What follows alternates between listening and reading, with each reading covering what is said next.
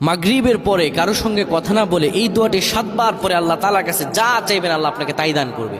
অভাবে আছেন, ঋণগ্রস্ত আছেন, মাথায় টেনশন, ঋণের বোঝা, বাড়িতে থাকতে পারতেছেন না, আল্লাহ সব আপনার পেরেশানি দূর করে দেবে ইনশাআল্লাহ। যদি আপনি আমলটি করতে পারেন, আমল মানুষের জীবন বদলিয়ে দেয়, আমল মানুষের জীবনকে পরিবর্তন করে দেয়। আল্লাহ তাআলা আপনার সব দোয়া কবুল করে নেবেন ইনশাআল্লাহ।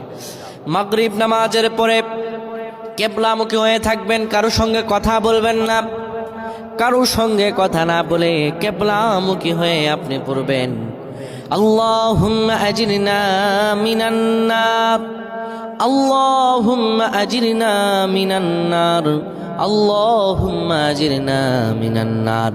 যদি এটি আপনি মাগরিব নামাজের পরে কারো সঙ্গে কথা না বলে পড়ে 7 বার পরে দুটি হাত তুলে আল্লাহর কাছে দোয়া করেন, আল্লাহ জাহান্নামের আগুন থেকেও বাঁচাবেন এবং আল্লাহ আপনার সব দোয়াগুলো কবুল আর মঞ্জুর করে নেবেন। আল্লাহুম্মা আমিন।